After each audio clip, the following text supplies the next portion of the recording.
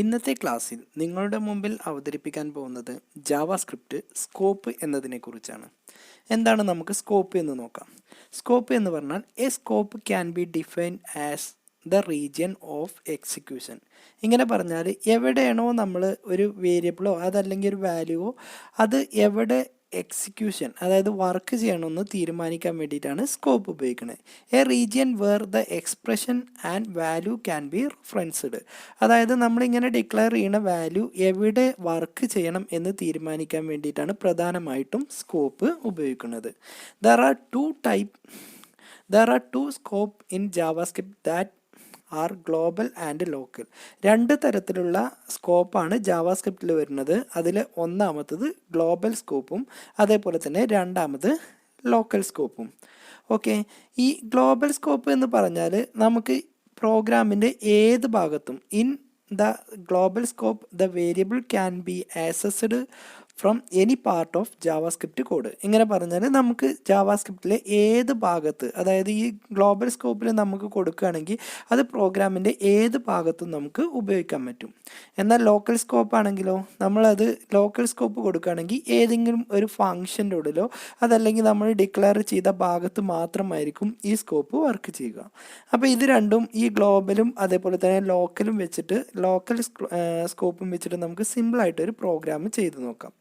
അപ്പോൾ ഞാനിവിടെ ആദ്യം തന്നെ നമ്മൾ പ്രോഗ്രാമോടെ ടൈപ്പ് ചെയ്ത് വെച്ചിട്ടുണ്ട്. ഇത് ഡയറക്റ്റ് എക്സ്പ്ലെയിൻ ചെയ്ത് തരികയാണ് ചെയ്യുന്നത്.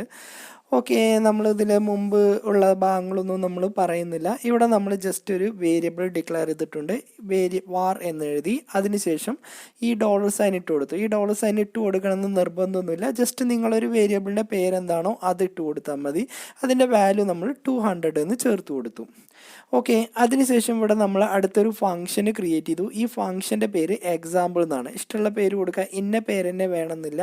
ഒരു ഫംഗ്ഷൻ ആയതുകൊണ്ട് അത് നമ്മളിവിടെ ചേർത്ത് കൊടുത്തു. ഇതിൻ്റെ ഉള്ളിൽ ഇവിടെ നമ്മൾ കൊടുത്ത അതേ വേരിയബിൾ നെയിമിൽ തന്നെ ഇവിടെ മറ്റൊരു വേരിയബിൾ ഡിക്ലെയർ ചെയ്തിട്ടുണ്ട്. ഇതിൻ്റെ വാല്യൂ നമുക്ക് 300 എന്നാണ് ചേർത്ത് കൊടുത്തിട്ടുള്ളത്. അതിനുശേഷം എന്ത് ചെയ്യാണ്, ഇവിടെ ഈ document.write ഇൻസൈഡ് എക്സാമ്പിൾ ഫംഗ്ഷൻ, അതിൻ്റെ വാല്യൂ ഏതാണോ അതിവിടെ പ്രിൻറ്റ് ചെയ്യണം എന്നാണ് പറയുന്നത്. അതിനുശേഷം ഇവിടെ ഈ ഫംഗ്ഷന് നമ്മളിവിടെ ഓപ്പൺ ചെയ്തത് ഇവിടെ വെച്ച് ക്ലോസ് ചെയ്തു. അതിനുശേഷം അടുത്ത ലൈന് നമ്മളിവിടെ ടൈപ്പ് ചെയ്തു ഔട്ട്സൈഡ് എക്സാമ്പിൾ ഫംഗ്ഷന്. അതായത് ഈ ഒന്നാമത്തെ ഈ വാർ 12 എന്ന് പ്രിൻറ്റ് ചെയ്യുന്നത് ഈ ഫംഗ്ഷൻ്റെ ഉള്ളിലാണ്. എന്നാൽ ഇവിടെ നമ്മൾ പ്രിൻറ്റ് ചെയ്യുന്നത് ഇതിൻ്റെ ഫംഗ്ഷൻ്റെ പുറത്താണ്. ഓക്കെ, അത്രയും ചെയ്തതിന് ശേഷം ഇവിടെ ഒരു ലൈൻ ബ്രേക്ക് വെച്ചു. അതിനുശേഷം നമ്മളിവിടെ എന്ത് ചെയ്യണം, ഈ എക്സാമ്പിൾ എന്നുള്ള ഫംഗ്ഷൻ ഇങ്ങോട്ട് കോൾ ചെയ്യാണ് ചെയ്തത്. അപ്പോൾ നമുക്കിത് ജസ്റ്റ് ഒന്ന് റൺ ചെയ്യിപ്പിച്ച് നോക്കാം. അപ്പോൾ ഞാൻ ലൈവ് സെർവർ വെച്ചിട്ടാണ് റൺ ചെയ്യുന്നത്. അപ്പോൾ സ്റ്റാർട്ട് വിത്ത് ലൈവ് സെർവർ ചേർത്ത് കൊടുത്തു. ഓക്കെ, അപ്പോൾ നമ്മളിത് റൺ ചെയ്യിക്കുമ്പോൾ നമുക്ക് ഔട്ട്സൈഡ് ഓഫ് ഫംഗ്ഷൻ എന്ന് പറയുന്നത് 200 എന്നാണ് പ്രിൻറ്റ് ചെയ്യുന്നത്. അതായത് നിങ്ങൾക്ക് ഇത് നോക്കിയപ്പോൾ തന്നെ നിങ്ങൾക്ക് മനസ്സിലായിരിക്കും ഈ ഔട്ട്സൈഡ് ഫംഗ്ഷൻ്റെ വാല്യൂ, അതായത് നമ്മളിവിടെ വേരിയബിളിൻ്റെ 200 ആണ്. അപ്പോൾ അത് നമുക്കിവിടെ ആദ്യം പ്രിൻറ്റ് ചെയ്യിപ്പിച്ചു. ഏതാണോ നമുക്ക് ആ വാല്യൂ അത് പ്രിൻറ്റ് ചെയ്യിപ്പിച്ചു. അതിനുശേഷമാണ് നമ്മൾ എന്ത് ചെയ്യുന്നത്, ഈ എക്സാമ്പിൾ എന്നുള്ള ഫംഗ്ഷനെ കോൾ ചെയ്യുന്നത്. അപ്പോൾ ഈ എക്സാമ്പിൾ എന്നുള്ള ഫംഗ്ഷനെ കോൾ ചെയ്യുമ്പോൾ അതിൻ്റെ ഉള്ളത്തെ വാല്യൂ ആയിരിക്കും നമുക്കിവിടെ ഡിസ്പ്ലേ ചെയ്ത് വരുന്നത്. ഓക്കെ, അതുകൊണ്ടാണ് ആദ്യം ഇവിടെ 200 എന്നും രണ്ടാമത്തത് നമുക്കിവിടെ 300 എന്നും പ്രിൻറ്റ് ചെയ്യാൻ കാരണം. അപ്പോൾ ഇത് നിങ്ങൾക്ക് മനസ്സിലായെന്ന് വിചാരിക്കുന്നു. ഇതേ രൂപത്തിൽ തന്നെ നമുക്ക് മറ്റൊരു എക്സാമ്പിൾ ചെയ്ത് നോക്കാം. ഓക്കെ, ഇതിൽ നമുക്ക് നേരെ ഡിഫറെൻ്റ് ആയിട്ടാണ് നമുക്കിവിടെ വരുന്നത്. ഇതിൻ്റെ ഉള്ളിൽ ഇതിപ്പോൾ നമ്മൾ പറഞ്ഞത് ഗ്ലോബൽ വേരിയബിളിനെ കുറിച്ചാണ്. അതായത് ഇവിടെ നമ്മളൊരു വേരിയബിൾ ഡിക്ലെയർ ചെയ്താൽ അത് ഇവിടെയും നമുക്ക് ഉപയോഗിക്കാം, അതേപോലെ തന്നെ ഇതിൻ്റെ പുറത്ത് ഉപയോഗിക്കാം. അതായത് എവിടെ വേണമെന്നുണ്ടെങ്കിലും നമുക്ക് ഗ്ലോബൽ വേരിയബിൾ ഉപയോഗിക്കാം. എന്നാൽ ഇവിടെ നമ്മളൊരു ലോക്കൽ വേരിയബിൾ വെച്ചിട്ടാണ് ഒരു എക്സാമ്പിൾ ചെയ്യുന്നത്. ഇവിടെ ലോക്കൽ വേരിയബിൾ എന്ന് പറയുമ്പോൾ നമുക്കിവിടെ ഒരു വേരിയബിൾ ഡിക്ലെയർ ചെയ്തു. അതിൻ്റെ പേര് ജസ്റ്റ് ഇവിടെ വാർന്ന് വന്നിട്ടില്ല, ജസ്റ്റ് ഒരു വേരിയബിളിൻ്റെ പേരാണ് കൊടുത്തത്. ഇവിടെ നമ്മൾ 300 എന്ന് കൊടുത്തു.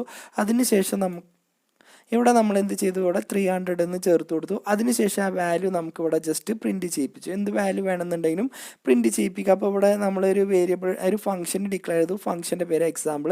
ഇതിൻ്റെ ഉള്ളിൽ ഒരു വേരിയബിൾ ഡിക്ലെയർ ചെയ്തു. അതിൻ്റെ വാല്യൂ 300 എന്ന് ചേർത്തു. അതിനുശേഷം നമുക്ക് എന്ത് ചെയ്തു, ഇവിടെ വാല്യൂ പ്രിൻറ്റ് ചെയ്യിപ്പിച്ചു. ഇനി നോക്കൂ, ഇവിടെ ഈ ഫംഗ്ഷനെ കോൾ ചെയ്തു. അതിനുശേഷം നമുക്കിവിടെ എന്ത് ചെയ്യാണ്, ഈ വാല്യൂ നമുക്കിവിടെ പ്രിൻറ്റ് ചെയ്യിപ്പിക്കുകയും ചെയ്യാണ്.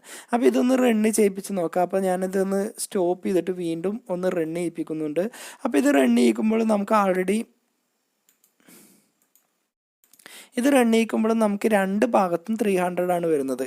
ഓക്കെ, ഇത് നോക്കൂ, ഇത് രണ്ട് ഭാഗത്തും 300 ആണ് വരുന്നത്. ഇവിടെയും നമുക്ക് 300 ആണ് വരുന്നത്, അതേപോലെ തന്നെ ഇവിടെയും 300 ആണ് വരുന്നത്. പക്ഷേ ഇവിടെ ഒരു വ്യത്യാസം വരുന്നത് എന്തെന്ന് വെച്ചാൽ ഇവിടെ ഈ വാല്യൂ തന്നെ നമുക്ക് ഈ വേരിയബിൾ ഈ ഫംഗ്ഷൻ്റെ ഉള്ളിൽ ഉപയോഗിക്കുന്നുണ്ട്, അതേപോലെ തന്നെ ഫംഗ്ഷൻ്റെ പുറത്ത് ഉപയോഗിക്കുന്നുണ്ട്. അതായത് നമ്മൾ നേരത്തെ പറഞ്ഞത് ലോക്കൽ വേരിയബിൾ എന്ന് പറഞ്ഞാൽ നമുക്ക് ഫംഗ്ഷൻ്റെ ഉള്ളിൽ മാത്രമേ ഉപയോഗിക്കാൻ പറ്റൂ, ഗ്ലോബൽ വേരിയബിൾ എന്ന് പറഞ്ഞാൽ പ്രോഗ്രാമിൻ്റെ പുറത്ത് ഉപയോഗിക്കാൻ പറ്റും എന്ന് പറഞ്ഞു. പക്ഷേ ഇവിടെ നമ്മൾ ഈ വേരിയബിൾ 2 എന്നുള്ളത് നമ്മൾ എന്താണ് ലോക്കൽ വേരിയബിൾ ആണ് കൊടുത്തിട്ടുള്ളത്, അതേപോലെ തന്നെ അത് പുറത്ത് ഉപയോഗിക്കുന്നുണ്ട്.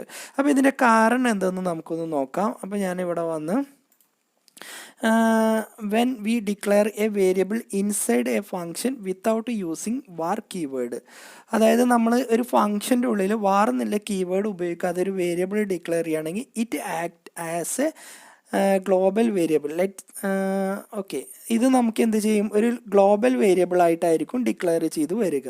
ഓക്കെ, എന്നാൽ ഈ എക്സാമ്പിളിൻ്റെ കൂടെ നമുക്കിവിടെ ഒരു വാർന്ന് ജസ്റ്റ് ഒന്ന് നമ്മൾ ചേർത്ത് കൊടുത്തു എന്ന് വെക്കുക. ഓക്കെ, ഇപ്പം നമ്മൾ ഇതിൻ്റെ ഉള്ളിൽ വാർന്നുണ്ടായിരുന്നില്ല, അപ്പം നമ്മൾ ജസ്റ്റ് ഒരു വാർന്ന് നമ്മൾ ചേർത്ത് കൊടുത്തു. അപ്പോൾ ഇത് റൺ ചെയ്യിക്കുമ്പോൾ നമുക്ക് ആദ്യത്തെ വാല്യൂ മാത്രമേ പ്രിൻറ്റ് ചെയ്ത് വരൂ. അപ്പോൾ ഇതെന്ത് ചെയ്യണം, ഒരു ലോക്കൽ വേരിയബിൾ ആയിട്ട് ഡിക്ലെയർ ചെയ്യാണ്. അപ്പോൾ ഈ രണ്ടാമത്തെ ഈ ഭാഗത്ത് വരുന്ന വാല്യൂസ് നമുക്ക് പ്രിൻറ്റ് ചെയ്യുന്നില്ല, ഈ ഫംഗ്ഷൻ്റെ ഉള്ളിൽ വരുന്ന വാല്യൂ മാത്രമാണ് പ്രിൻറ്റ് ചെയ്യുന്നത്. എന്നാൽ നമ്മളിവിടെ വന്ന് വാർ ഒഴിവാക്കിയിട്ടാണ് നമ്മൾ റൺ ചെയ്യിപ്പിക്കണമെങ്കിൽ ഫംഗ്ഷൻ്റെ പുറത്തുള്ള വാല്യൂ ആ ഫംഗ്ഷൻ്റെ പുറത്തേക്കും അത് ആക്സസ് ചെയ്തെടുക്കും. അപ്പോൾ എന്താണ് സ്കോപ്പ് എന്നും സ്കോപ്പ് ഉപയോഗിച്ചിട്ട് ഒരു എക്സാമ്പിളാണ് ഇന്ന് നിങ്ങളുടെ മുമ്പിൽ അവതരിപ്പിച്ചത്. അപ്പോൾ ഇന്നത്തെ ക്ലാസ് നിങ്ങൾക്ക് മനസ്സിലായെന്ന് വിചാരിക്കുന്നു. അടുത്തൊരു ക്ലാസ്സുമായിട്ട് നമുക്ക് വീണ്ടും കാണാം.